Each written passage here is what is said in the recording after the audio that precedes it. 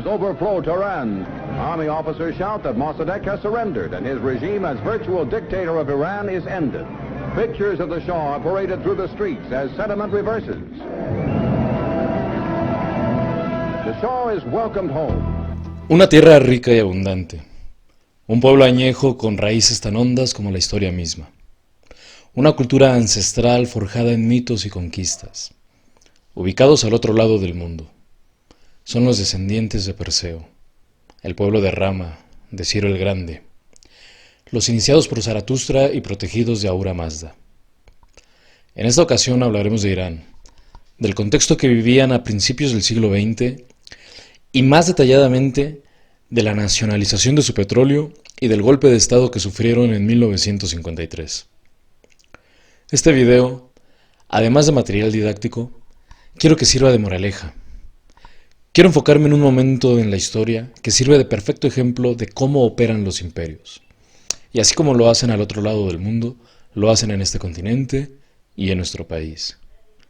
Pero ahora, con estos avances tecnológicos de comunicación, en un contexto donde tenemos toda la información y la historia al alcance de nuestros dedos, quizás podamos aprender la lección. Quizás podamos defendernos de los constantes intentos de intervencionismo extranjero. Quizás podamos ser un pueblo libre y soberano. Quizás. Yo soy Emanuel Mata. Bienvenidos a Logos.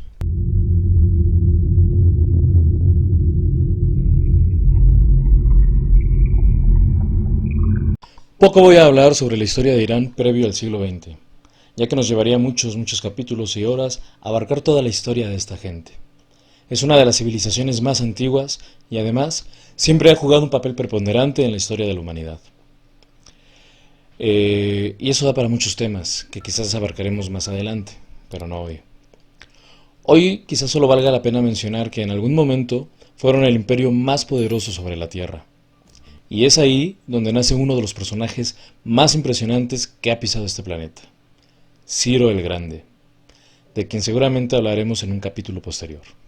La gente ahí es de raza blanca. De hecho, según algunos autores, como Eduardo Churé, es en Irán donde la raza aria, recién surgida de los bosques de Europa, emigra para asentarse y crear una gran civilización, liderados por el gran Rama.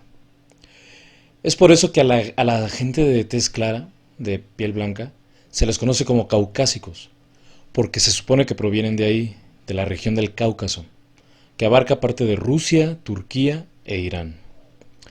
Y aunque ahora los conocemos como iraníes, hasta antes del siglo XX se les conocía como persas, porque según el mito son descendientes del semidios Perseo, hijo de Zeus. Hago esta aclaración porque en Occidente solemos confundirlos con los árabes. Los persas no son árabes. Lo que pasa es que la gente los confunde porque ellos también son musulmanes. Y esto nos lleva a otra aclaración importante respecto a Irán.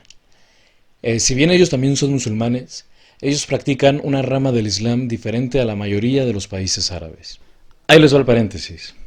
El Islam se divide en dos ramas, los sunitas y los chiitas.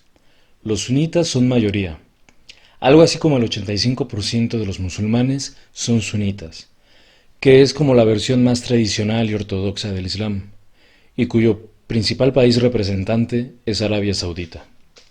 Y pues el 15% restante son chiitas, que realmente iniciaron como una facción política opuesta a los sunitas, y cuyo principal país representante es Irán, que no es árabe.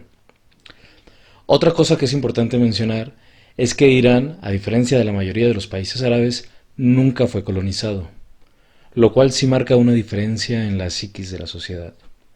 Lo que sí tienen en común con los países árabes es que tienen mucho petróleo, lo cual es como tequila en una cantina para los beodos imperialistas.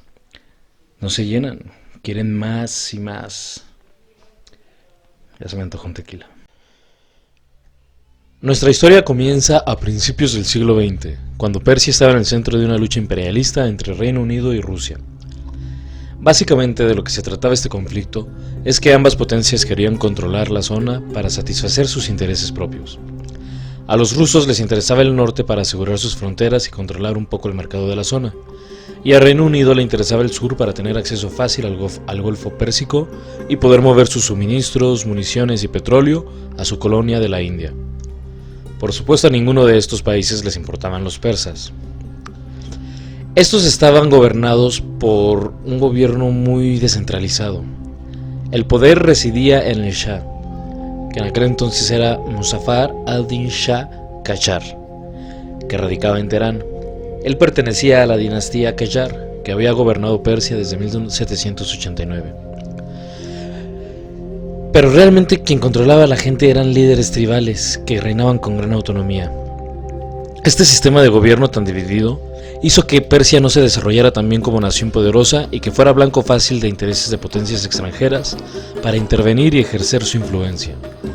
Los ingleses lo hacían como siempre, sobornando a políticos y caciques locales corruptos para que aceptaran contratos y acuerdos convenientes al Reino Unido. Y Rusia controlaba a los cosacos persas, una milicia bien entrenada, numerosa e importante que era leal al Shah, quienes lo protegían de cualquier ataque interno, lo cual obviamente ayudaba a la simpatía del Shah por los rusos. Como ninguno de los países quería tener una confrontación directa que resultara en una guerra abierta, y ante la inminente influencia que el Segundo Reich en Alemania estaba ejerciendo sobre toda Europa, la disputa culminó con la Convención Anglo-Persa de 1907, que se tradujo en la división del territorio persa en 3 zonas: una zona británica al sur, una zona controlada por Rusia al norte y una zona neutral en el centro. Obviamente, ni el Shah ni los persas fueron consultados. Pero mientras británicos y rusos se repartían el motín, un movimiento local empezó a surgir en Persia. Este movimiento buscaba una reforma democrática, lo cual culminó con la Revolución Constitucional de 1906. Uno de los logros de esta revolución fue instalar un parlamento persa, conocidos como los machilis, y un primer ministro, además de que lograron expulsar al viejo Shah, cuyo lugar ocupó su hijo adolescente Ahmad Shah Qajar en 1909. Los rusos no se quedaron tranquilos e intentaron, a través de los cosacos persas, apagar la revolución, mientras los británicos se sentaron a observar y esperar. Pero todo cambió en 1914, con el estallido de la Gran Guerra. Si bien Persia no participó directamente en la guerra, el territorio era una zona estratégica para los países involucrados. Fuerzas otomanas y pequeños grupos tribales fueron entrenados y activados por Wilhelm Vasmos, el llamado Lawrence de Arabia alemán, para presionar el frente ruso y debilitar al Reino Unido cooptando las rutas que tenían controladas en la zona. El joven Shah demostró no estar preparado para lidiar con esa presión ni para afirmar la soberanía del pueblo persa ante la presión de estas potencias. De igual manera falló en ayudar a su gente en una hambruna que estalló en 1917 y que mató a 100.000 personas y ocasionó que 10.000 aldeas fueran abandonadas. Aunado a todo el caos, el estallido de la Revolución Rusa en 1917 ocasionó que el gobierno bolchevique renunciara a las políticas imperialistas rusas y que buscara acercamientos amistosos con los grupos persas que apoyaban su movimiento, por lo que ahora solo Reino Unido tenía intereses imperialistas en la zona. Pero también ellos venían de una guerra que les había costado mucho y tenían que decidir qué hacer con el territorio del Imperio Otomano. El ministro británico George Curzon decidió que Persia sería clave como territorio de bloqueo a las aspiraciones bolcheviques, por lo que mandó al oficial del ejército Edmund Ironside en 1920 a controlar la zona, lo cual hizo tomando control del ejército y quitando al jefe ruso de las fuerzas cosacas persas y sustituyéndolo por un oficial persa llamado Reza Jan. Reza Jan fue designado ministro de guerra por el rey Ahmad Shah Qajar para controlar la crisis, pero pronto el nuevo ministro se mostró opuesto a la inacción del rey y el desorden de la administración. Y así, con anuencia del Reino Unido, algunos incluso dicen que por influencia de Edmund Ironside, el oficial Reza Jan llevó a cabo un golpe de estado en 1921, con apenas 2.500 hombres. Fue un golpe estratégicamente planeado que tomó el control del país sin derramamiento de sangre y con el apoyo popular. Se eliminó el parlamento y en 1925 el joven Shah fue obligado a abdicar para que así Reza Jan, quien ahora usaba el nombre de Reza Khan Pahlavi, tomara el control de Persia.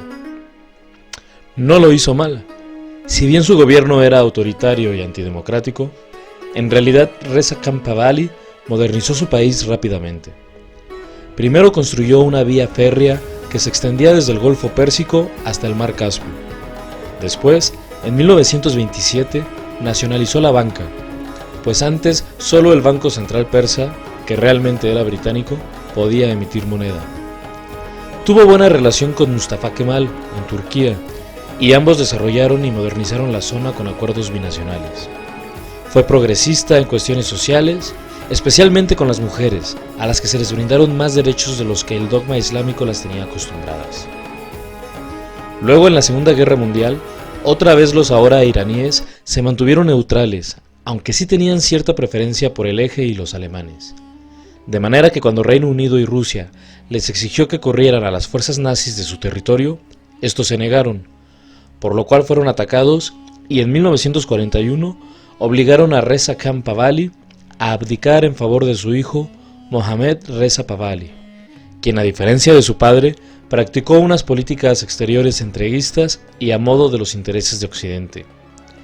Él era bien recibido en Reino Unido y Estados Unidos debido a los tratados a los que accedía, lo cual le generó cierta antipatía con el pueblo iraní, y especialmente a finales de las décadas de los 40, cuando Reino Unido entró en una crisis financiera y decidió exprimir a su principal proveedor de petróleo, que era Irán.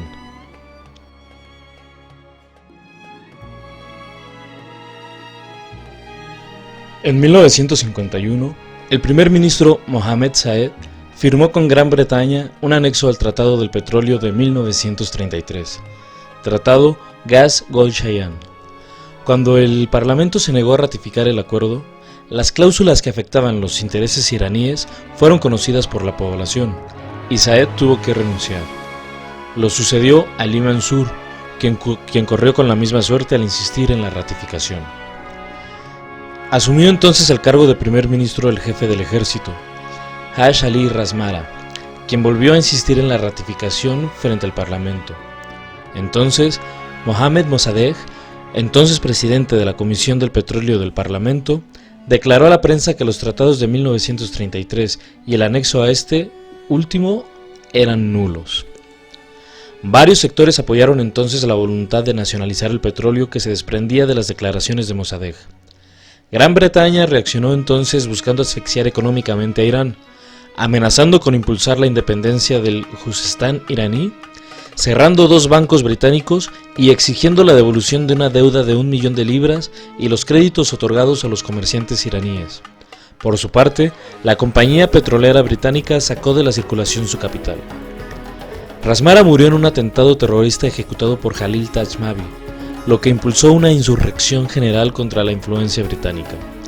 En esa dinámica, el tratado Gas-Golshayan fue derogado y Mossadegh elegido primer ministro. Una de sus primeras medidas fue decretar la nacionalización de la Anglo-Persian Oil Company, el 20 de marzo de 1951, aprobada por la mayoría parlamentaria y ratificada 5 días después por el Senado. Ante la decisión de Irán sobre su petróleo, Gran Bretaña escaló el conflicto prohibiéndole vender el crudo y amenazando con enviar a su armada. Básicamente lo boicoteó. Impugnó también la nacionalización del petróleo ante la Corte Internacional de La Haya y el Consejo de Seguridad de las Naciones Unidas. Mossadegh hizo ante el Consejo de Seguridad una histórica defensa de los derechos de Irán sobre su petróleo, lo que llevó a la indefinición del organismo, para esperar la decisión del Tribunal Internacional. En junio de 1952, Mossadegh volvió a defender personalmente los derechos de Irán sobre su petróleo ante la Corte Internacional, que se pronunció el 20 de julio, resolviendo que no tenía competencia para resolver en ese conflicto. El triunfo iraní fue atribuido a la habilidad personal de Mossadegh, que ese mismo año de 1951 fue considerado como Hombre del Año por la revista Time, aunque los medios de comunicación occidentales describían a Mossadegh como un loco senil. A finales de 1952, agentes del MI6 se acercaron a sus colegas de la recién fundada CIA para proponerle sacar a Mossadegh del poder por la fuerza, y estos aceptaron. El 18 de agosto de 1953, la agencia norteamericana ejecutó, con el apoyo de la británica, la Operación Ajax, como se llamó al golpe de estado con el que fue derrocado Mossadegh y se restableció el poder del Shah. El 21 de diciembre de 1953, Mossadegh entró a pagar 3 años de reclusión en aislamiento en una prisión militar, muy por debajo de la sentencia de muerte impuesta por los fiscales.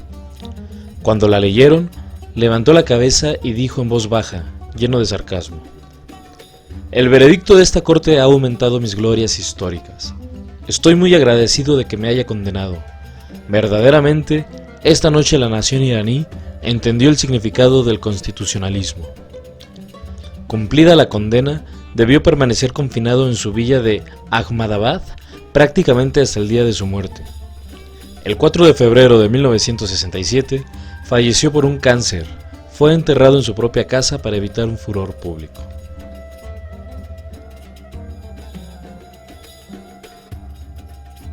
Esto daría pie a una de las creaciones más viles del intervencionismo imperialista, especialmente porque sirvió como prueba piloto para las potencias de Occidente de lo que sería una estrategia recurrente sobre los países subdesarrollados en lo consecuente.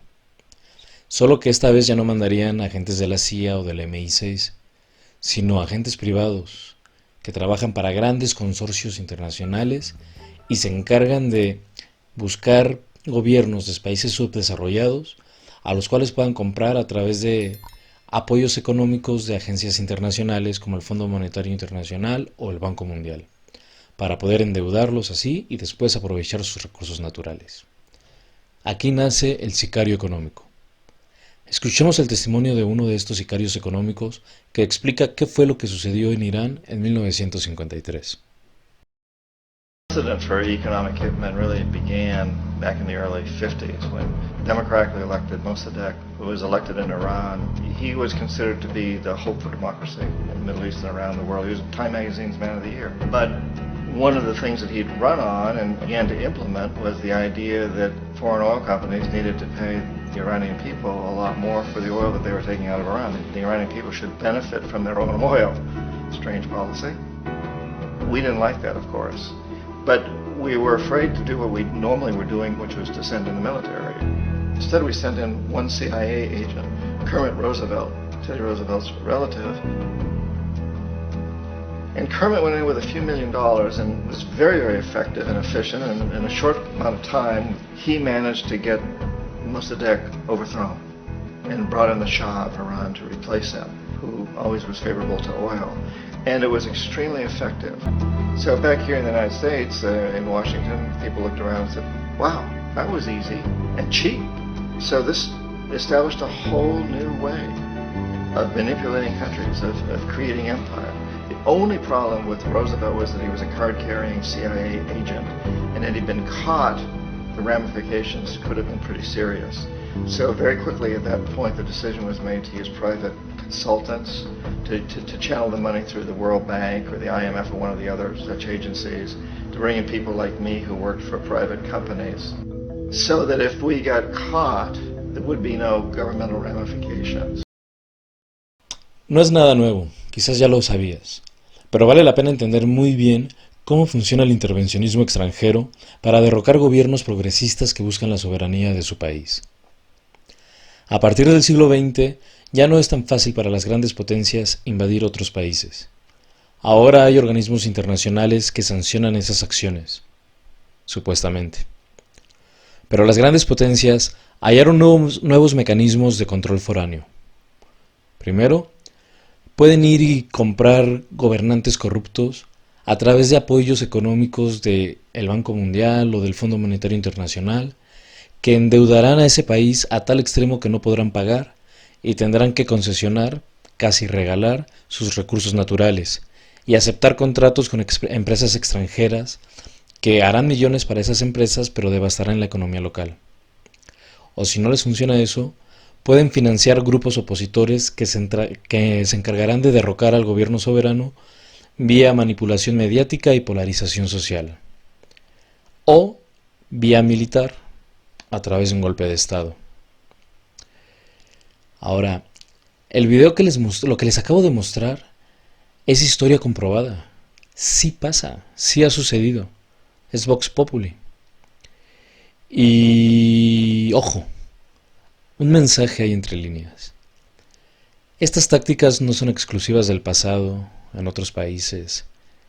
Estas son tácticas recurrentes que están más cerca de lo que creemos. Hay un video que me pareció muy interesante con el cual me gustaría terminar. Tú saca tus propias conclusiones. De un financiamiento de la Embajada de Estados Unidos a un grupo que encabeza Claudio X González. Y en efecto, es cierto, sí hay ese financiamiento desde el 2018.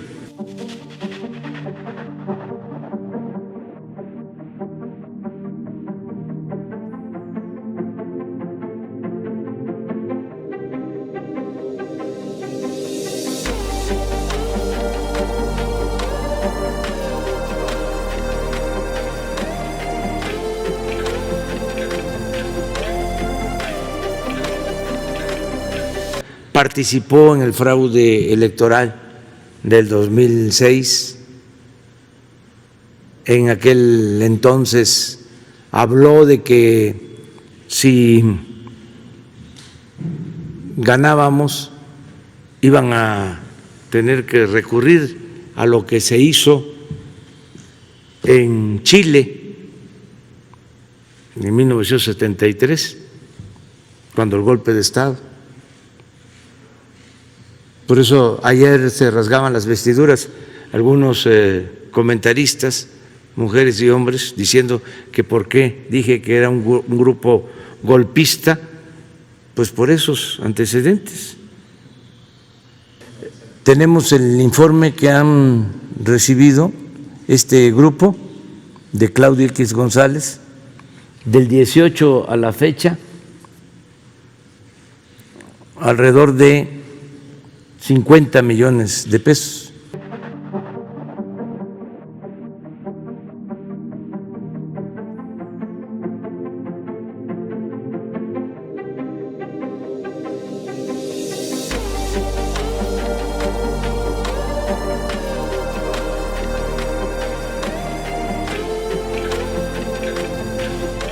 Es un acto de intervencionismo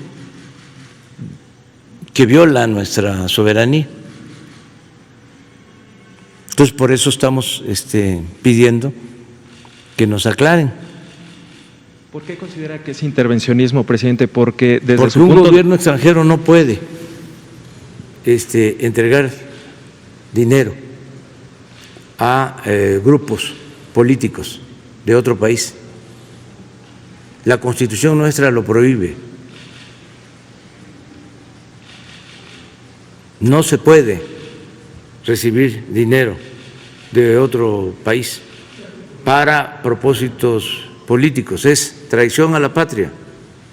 Ayer decía que también pudiera ser una especie de injerencia. Claro, es injerencia, es intervencionismo y es promover el golpismo.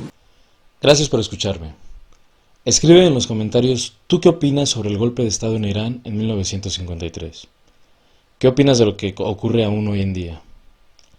Si te gustó el video, dale like y asegúrate de suscribirte para que sigamos analizando temas de geopolítica e historia. Si crees que a algún amigo le podría interesar, asegúrate de compartirlo y sígueme en mis redes sociales para que no te pierdas todo el material extra que subimos constantemente. Nos vemos en la próxima.